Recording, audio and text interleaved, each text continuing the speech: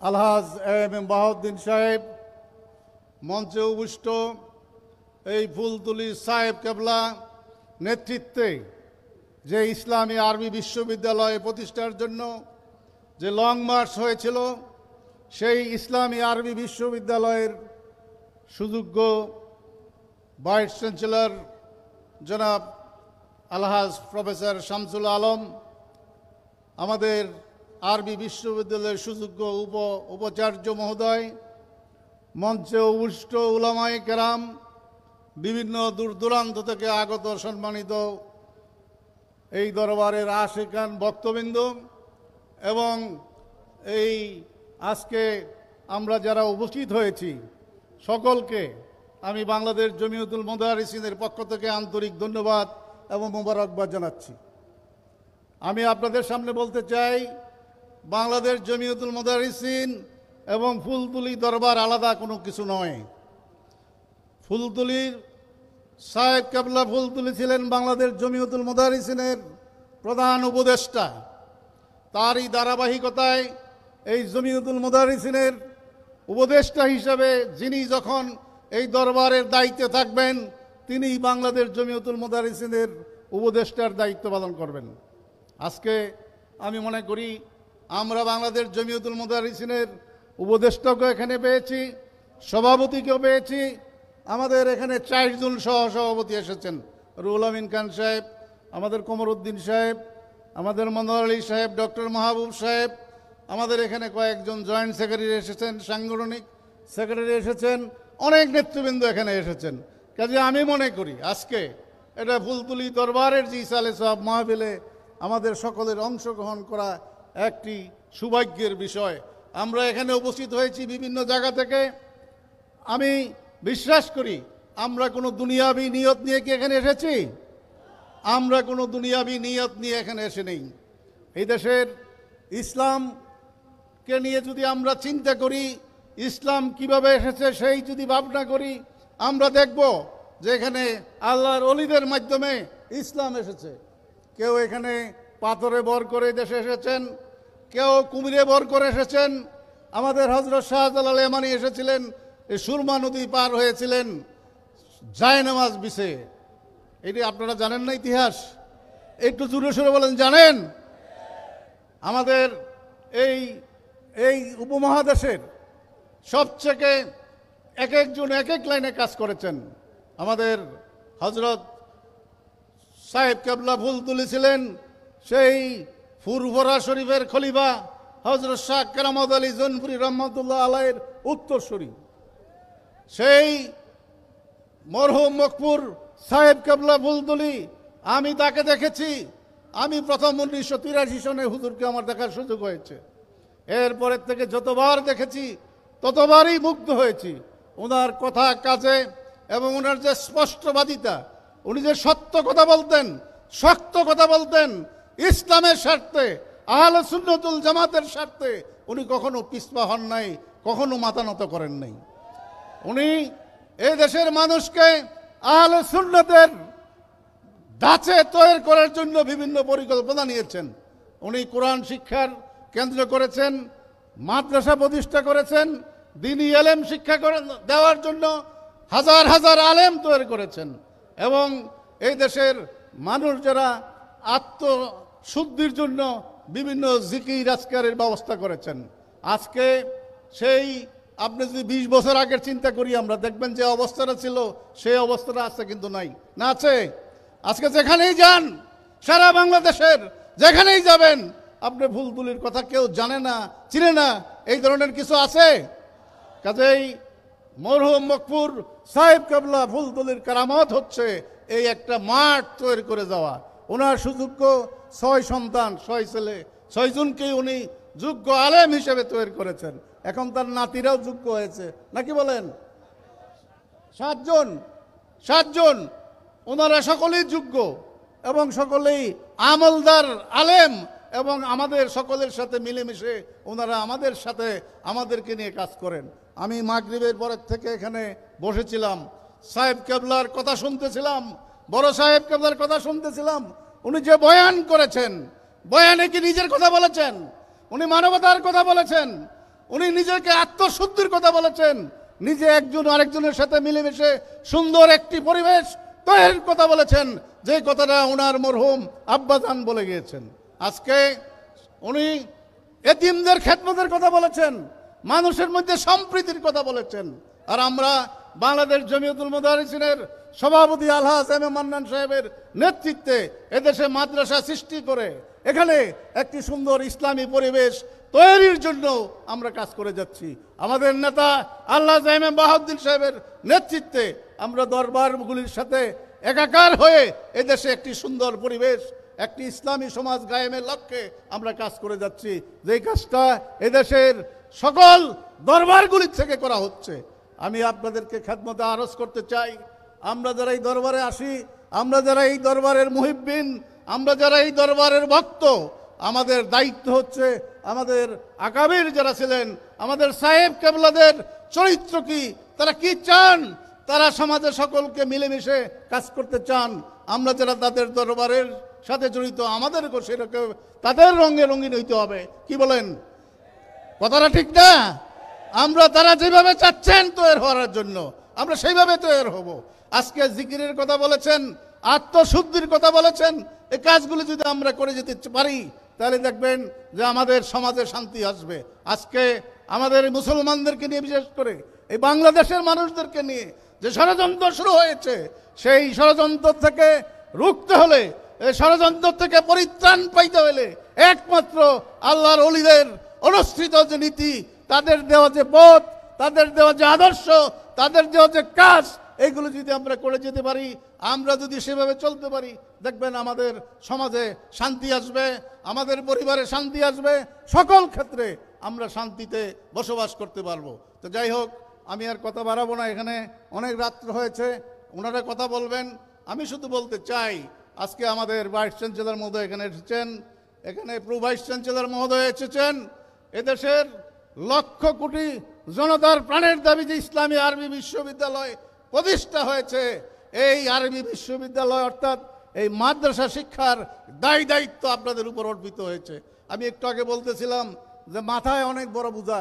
এদেশের মাদ্রাসা শিক্ষার একটি বৈষম্য সম্পূর্ণ শিক্ষা ব্যবস্থা, এই মাদ্রাসা শিক্ষার সাথে বিগত সরকার কারিকুলাম নিয়ে, সিলেবাস নিয়ে অনেক বৈষম্য করেছেন। এই ফুলতুলি দরবার থেকে এগুলির প্রতিবাদ করা হয়েছে।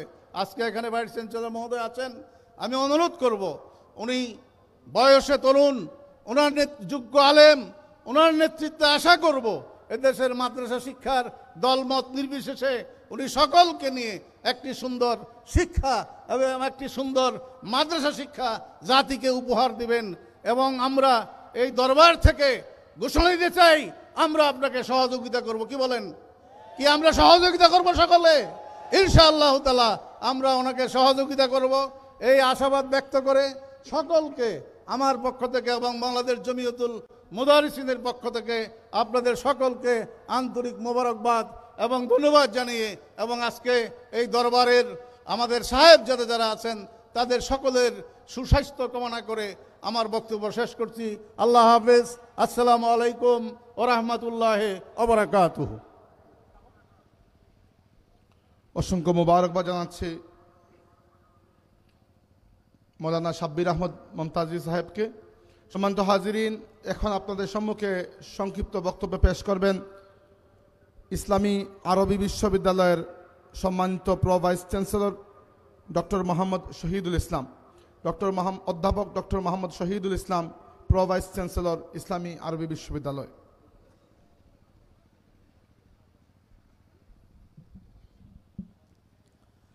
আসসালামু আলাইকুম ওয়া রাহমাতুল্লাহি ওয়া বারাকাতুহু। ফুলতুলি দরবার শরীফ কর্তৃক আয়োজিত আজকের ইসালে সওয়াব মাহফিলের সম্মানিত সভাপতি, বড় সাহেবজাদা, উপস্থিত সাহেবজাদা বৃন্দ, উপস্থিত আজকের অনুষ্ঠানে এই বাংলাদেশের মুসলমানদের ইসলামী শিক্ষার প্রাণকেন্দ্র ইসলামী আরবি বিশ্ববিদ্যালয়ের সম্মানিত উপাচার্য অধ্যাপক ডক্টর শামসুল আলম, উপস্থিত জমিয়তুল মুদাররিসিনের সম্মানিত সভাপতি জনাব বাহাউদ্দিন সাহেব, উপস্থিত সাধারণ সম্পাদক মহাসচিব মুমতাজি সাহেব এবং মুসল্লিয়ান একরাম এবং মুহিব্বিন একরাম, এই দরবারের আপনাদের প্রতি আমি সালাম দিয়েছি এবং শুভেচ্ছা দিয়ে আমি আসলে দোয়া নিতে এসেছি। কথা বলার তেমন ইচ্ছাও নেই। মূলত আমি এই দরবারে এসেছি দোয়া নেওয়ার জন্যই। তার সাথে আমি শুধু দুই একটা কথা বলি শেষ করতে চাচ্ছি। আমাদের মহাসচিব সাহেব বেশ অনেক কিছু জিনিস বলেছেন এবং ওনার সাথে আমি তাল মিলিয়েই বলবো। আমি যখন ছাত্র ছিলাম এই তখন থেকেই এই দরবারের সাথে আমার একটা পরিচয় ছিল, যদিও আমি এখানে আসিনি, কিন্তু একবার এসেছিলাম, কিন্তু এত জনসমুদ্র দেখার সৌভাগ্য হয়নি। তো আজকে আমার সেই সৌভাগ্যটা হয়েছে। এই জন্য বিশেষ করে এই দরবারের যারা আছেন তাদেরকে আমি আন্তরিকভাবে ধন্যবাদ জানাচ্ছি আমাকে এই সুযোগটা করে দেওয়ার জন্য। আপনাদের কাছ থেকে দোয়া নেওয়ার সুযোগ এসেছে। আমি একটা কথাই বলতে চাই, একটা মানুষের দুইটা দিক থাকে, একটা সুরত আর একটা সিরত।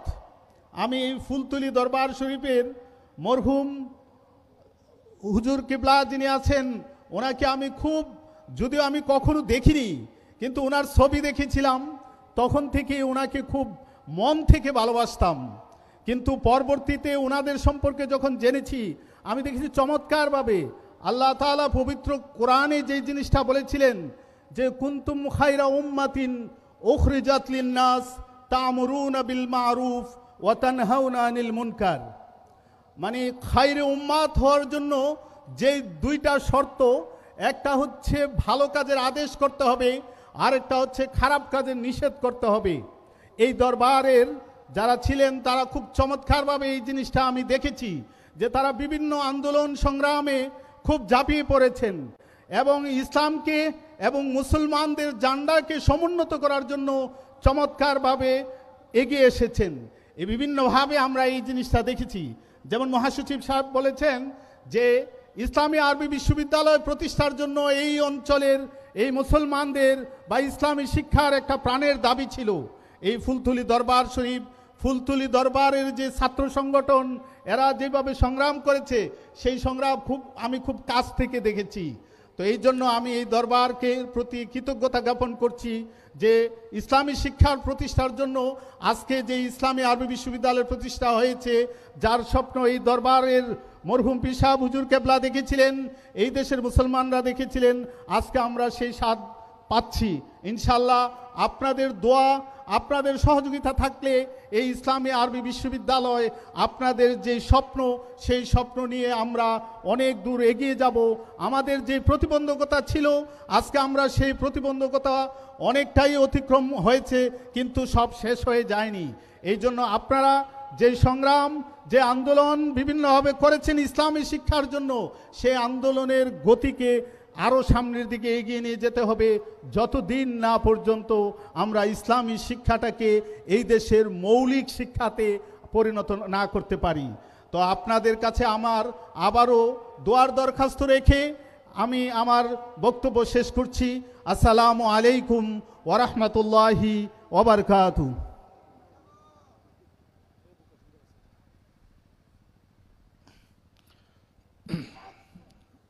সম্মানিত হাজিরিন, এ পর্যায়ে আপনাদের সম্মুখে গুরুত্বপূর্ণ বক্তব্য পেশ করবেন জমিয়তুল মুদাররিসিনের সম্মানিত সভাপতি এবং জাতীয় দৈনিক ইনকিলাবের সম্মানিত সম্পাদক আলহাজ এএম বাহাউদ্দিন। আলহাজ এএম বাহাউদ্দিন, সম্মানিত সম্পাদক দৈনিক ইনকিলাব। বিসমিল্লাহির রহমানির রহিম।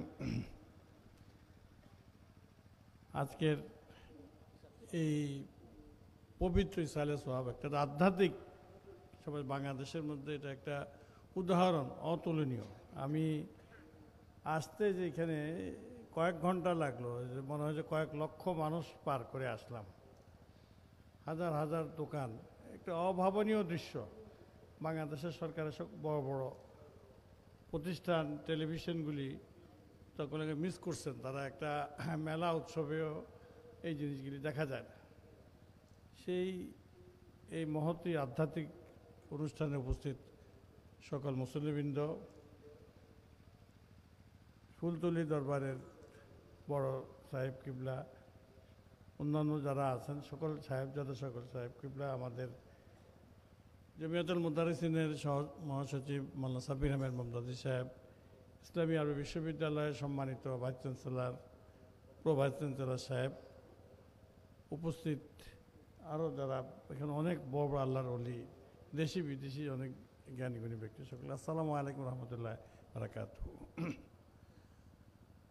আমি কিন্তু এখানে আমার ছোটোবেলা থেকে আমার আব্বা ছিলেন অত্যন্ত কিছু গুটি কয়েক মানুষের উনি ভক্ত ছিলেন এবং তাদের সম্পর্কে কথা বলতেন, শুনাইতেন আমাদেরকে, রূপকথার গল্পের মধ্যে শোনাতেন।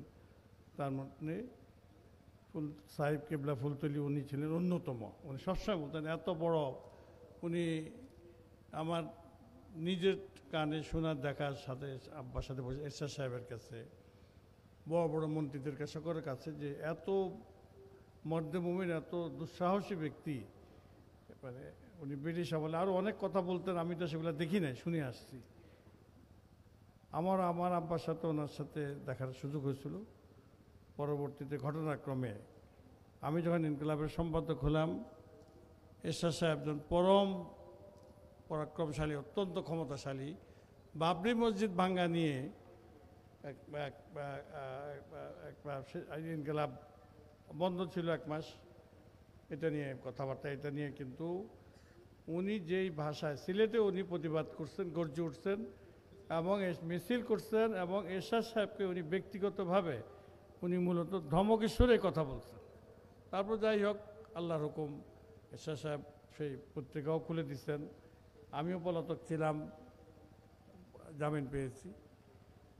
এরপরে আমরা ইসলামী আরবি বিশ্ববিদ্যালয়, যেটা নিয়ে আমরা সকলে, আমি বিশ্বাস করি, বাংলাদেশ একটি সুশিক্ষিত, সুশৃঙ্খল, প্রকৃত ইসলামী রাষ্ট্রে পরিণত হওয়ার দিকে ধাবিত হচ্ছে।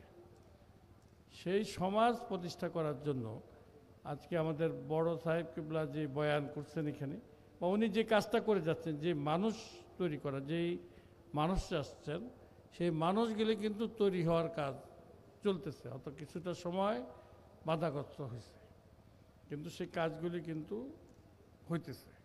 তো এরকম একটা সমাজ করার জন্য ইসলামী আরব বিশ্ববিদ্যালয়ের মতন একটা প্রতিষ্ঠান অত্যন্ত গুরুত্বপূর্ণ, অত্যন্ত গুরুত্বপূর্ণ। আমাদের ভিসি সাহেব, প্রো ভিসি সাহেব সৌভাগ্যবান, আমি নিজেও, যে এখানে এত আধ্যাত্মিক দরবারে আমরা সকলে হাজির হইতে পারছি। এখানে হাজির হইতে পারাটা, এখানে দাওয়াত না আসলে এইখানে কেউ আসতে পারবেন না, দোয়া নিতে পারবেন না। যে দোয়া পাবেন সে সৌভাগ্যবান। এবং সেই প্রতিষ্ঠান করার কারিগর এখানে আসছেন। এই প্রতিষ্ঠান করার, এটাও কিন্তু একটা ষড়যন্ত্রের মধ্যে বন্ধ হয়ে যাওয়ার উপক্রম হয়েছিল।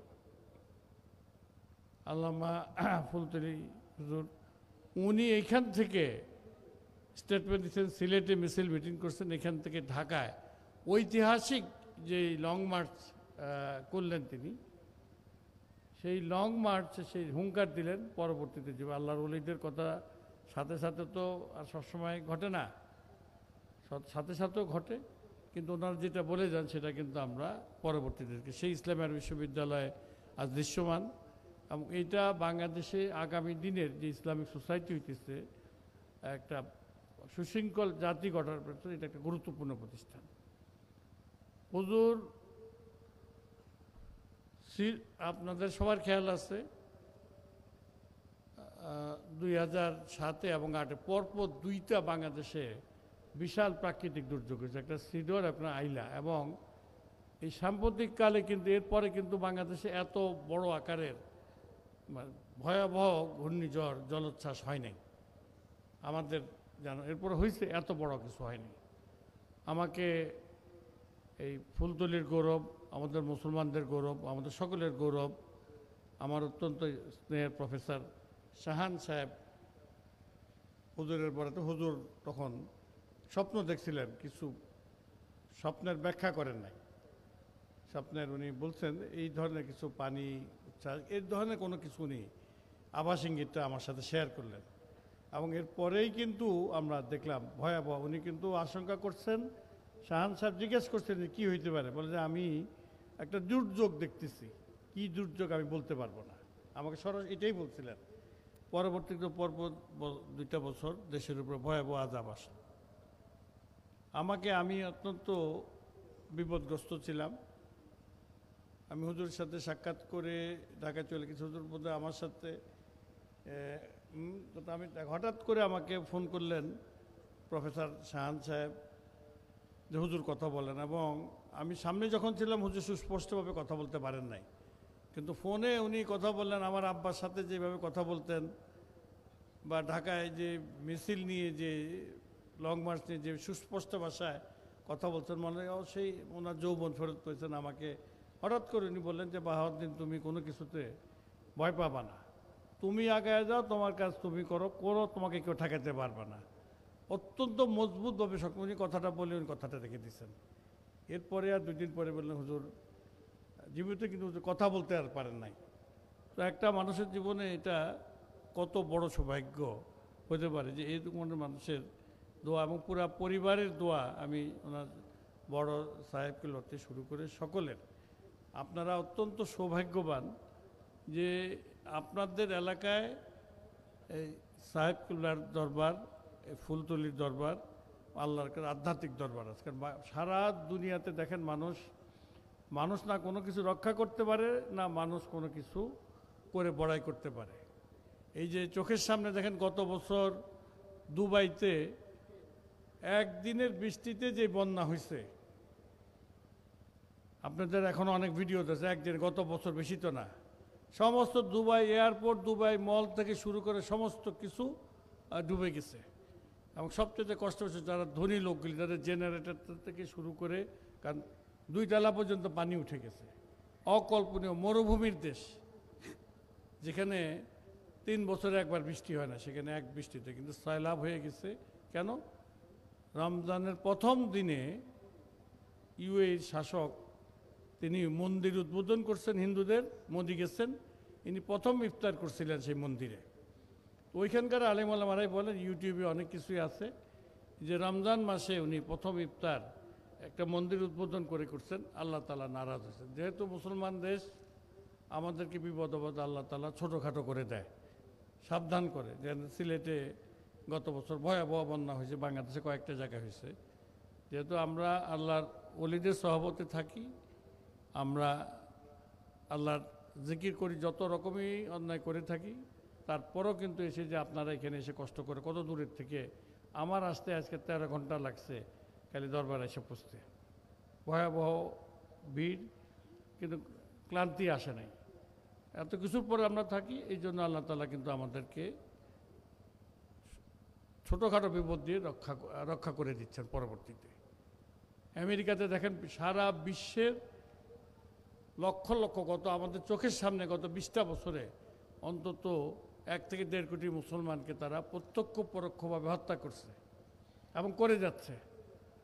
একের পর এক কাবুল, বাগদাদ, দামাস্কাস থেকে শুরু করে ত্রিপলি, বিশ্বের যত রকম সমৃদ্ধশালী মুসলমান নগরীগুলি আছে, এগুলাকে তারা ধ্বংস করে ফেলছে, মাটিতে মিশিয়ে ফেলছে। বাগদাদ লাইব্রেরি 5000 বছরের পুরাতন। আর তাদের এখানে কি হলো, এই যে ফিলিস্তিনিদের দেখেন গত 15টা মাস ধরে নারী, শিশু, পুরুষ কিভাবে তারা হত্যা করে যাচ্ছে। লেবানন সর্বত্র তারা কিন্তু অবলীলায় আমেরিকার ইহুদিরা একসাথে করতেছে। যেই সমস্ত ইহুদিরা প্রতিদিন ইসরায়েলকে এই মুসলমান হত্যা করার জন্য টাকা দেয়, এদের অধিকাংশের বসবাস হচ্ছে লস অ্যাঞ্জেলসে, বিশ্বের মধ্যে অন্যতম সবচাইতে সমৃদ্ধশালী এবং এক্সপেন্সিভ, সবচাইতে এক্সপেন্সিভ একটা নগরী। আল্লাহ তাআলা সেখানে কিন্তু সব ঢেলে দিছেন একবার। বেহেশতি যত রকম, বেহেশতি জিএসটি যত ফল বলি, লেকস বলি, মিঠা পানি, গাছপালা সব কিছু দিছে। সেই কারণে পৃথিবীর সমস্ত হলিউড সিনেমার বড় বড় নায়ক নায়িকারা, বিশ্বের ধনী লোকেরা সব কিন্তু সেখানে থাকে। ওইখানে বসে যে ইহুদিরা আমেরিকাকে চালায়, তাদের অধিকাংশের বসবাস কিন্তু লস অ্যাঞ্জেলস, এবং জেরুজালেমের পরে বিশ্বের অর্থোডক্স মানে কট্টর ইহুদিদের সাইনাগগ, আমাদের যেরকম মসজিদ ওদের বলা সাইনাগগ, সেটা কিন্তু লস অ্যাঞ্জেলস, এবং সেইটাকে কেন্দ্র করেই কিন্তু তাদের কয়েক হাজার ইহুদির বসবাস। 1000 ইহুদি যে এলাকাতে তাদের যে পরিমাণ জায়গা লাগে, জকিগঞ্জ উপজেলায় তাদের সেই জায়গা হবে না, কারণ এক একজনের বিশাল বিশাল জায়গা লাগে। এর দ্বারা তো হাজার হাজার কোটি টাকা। এদের ঘরে এক একটা হিসাব করতেছে, একটা পেন্টিংয়ের দাম ওদের ঘরে কয়েকশো কোটি টাকা, একটা ছবি কয়েকশো কোটি টাকা, একটা ছবির দাম, একটা ছোট্ট একটা ডেকোরেশন পিসের দাম কয়েকশো কোটি টাকা। হিসাব নিকাশ হচ্ছে বাইরের বিল্ডিং দেখে, তা তো 250 বিলিয়ন ছড়া গেছে। 1 বিলিয়ন বলতে 1000 কত হয় গেল, 1 বিলিয়ন কত হয়?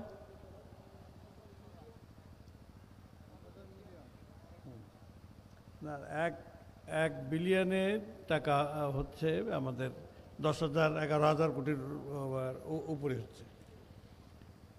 তো এরকম ওদের এখানে 250 বিলিয়ন ওদের তাৎক্ষণিক হিসাব।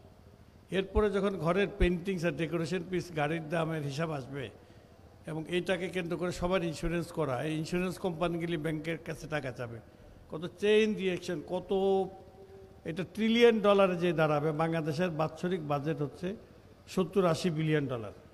পুরা বাংলাদেশের সাইজের জিডিপি $1 ট্রিলিয়ন হয় নাই 18 কোটি মানুষের। তাদের কিন্তু আল্লাহ তাআলা এক বাতাস দিয়ে, এক গরম বাতাস দিয়ে, বাতাস আল্লাহর হুকুম ছাড়া চলে না। এখন ইউরোপে দেখেন কি আরেক বিপদ চলতেছে।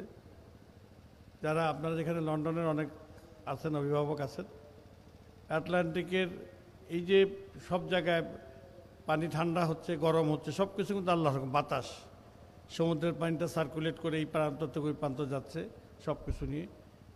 তাদের বিজ্ঞানীরা আশঙ্কা করতেছে যে এই অবস্থা হচ্ছে, যদি এইটা এইভাবে থাকে তাহলে লন্ডন শহর সহ ইউকের অধিকাংশ জায়গা কিন্তু সে বরফ যুগে ফেরত যাবে। তাদের এখন যে ট্রেন সার্ভিস আছে বা ইনফ্রাস্ট্রাকচার আছে, তাদের এই ঠান্ডা মোকাবেলা করার সিস্টেম না, ট্রেন বন্ধ হয়ে যাবে, বিমানবন্দর বন্ধ হয়ে যাবে। আবার গরমে এমন গরম, আমরা কিন্তু সেই গরম দেখি নাই, ভয়াবহ গরম, কাপড় চোপড় শরীরে রাখতে পারবে না। সবটাই কিন্তু বাতাসের খেলা। বাতাস চলে আল্লাহর হুকুমে, পানি চলে আল্লাহর হুকুমে। লস অ্যাঞ্জেলসে সমস্ত কিছু দিয়ে কানাডা, মেক্সিকো, ইউরোপ, সারা দুনিয়ার থেকে ফায়ার ফাইটার্স এনে, যন্ত্রপাতি এনে কিন্তু আগুন যখন থামাইতে পারে না, অনেক কিছু করে না। কিছু মুসলমানও তো গেছে সেখানে মুসলমানরা আল্লাহু আকবার আজান দিছে, আজান দিছে। যেখানে মুসলমানরা আল্লাহু আকবার এটা বললে সেই লোক একটা সাম্প্রদায়িক জঙ্গি, ওইটাকে টার্গেট করে শুধু এটা বলার জন্য অনেক লোককে গুলি করে মেরে ফেলছে, হেনস্থার শিকার হয়েছে। কিন্তু আমেরিকানরা এইবার আর কিন্তু করে না, কারণ এই আগুন কারো কথা শুনে না। তারাও স্বীকার না করলে বুঝে একজনের কথা শুনে, আল্লাহু আকবার। তো আপনারা অত্যন্ত সৌভাগ্যবান যে দেখেন, তাদের কিন্তু এই যে মানুষের যখন বিপদে পড়বে সব হারায় ফেলছে, কিন্তু আমাদের মানুষ কিন্তু সব হারায় কিন্তু পানির উপরে 1 মাস 1.5 মাস থাকতে পারে, ঘর বাড়ি ভেঙে চুরে গেলে খোলা জায়গায় থাকতে পারে। তাদের কিন্তু 1 ঘন্টা বিদ্যুৎ না থাকলে আর ঘরে খাবার না থাকলে তারা পাগল হয়ে যায়, কারণ মানসিকভাবে তারা নিজেদেরকে সেভাবে প্রস্তুত করছে। আমরা আল্লাহর ওলির ঘরে আসলে বড় সাহেব কিবলা যে শিক্ষাটা দিচ্ছেন যে আমরা কোনো কিছু না পেয়ে শান্ত থাকি, অল্পতে তুষ্ট থাকি, ধৈর্য হারা না হয়। কারণ বিপদ আপদ আমাদের মতন দেশে আল্লাহ তাআলা বেশি দিবে। বিপদ আপদ বেশি আসার অর্থ হচ্ছে আমরা আল্লাহকে বেশি বেশি করে ডাকব। বেশি বেশি করে ডাকতে হলে যার ঘরের কাছে আল্লাহর ওলির ঘর আছে এবং যেখানে এটার প্র্যাকটিস হয়, সেটা কিন্তু সেই জাতি, সেই গোষ্ঠী এবং সেই এরিয়া কিন্তু সৌভাগ্যবান। আল্লামা ফুলতলি সাহেব কিবলা হুজুর অসাধারণ এক কাজ করে গেছেন। আগামী দিনে যে বাংলাদেশের সোসাইটি সুশৃঙ্খল হোক আর যেভাবেই হোক তৈরি হচ্ছে ইসলামী চিন্তা চেতনা নিয়ে, সেই ক্ষেত্রে এটার নেতৃত্ব দান করার মতন শুধু প্রফেসর শাহান না, প্রফেসর শাহানদের মতন ওনার অসংখ্য নাতিও আলহামদুলিল্লাহ প্রস্তুত হয়ে গেছে, ওনার পুরা পরিবার সব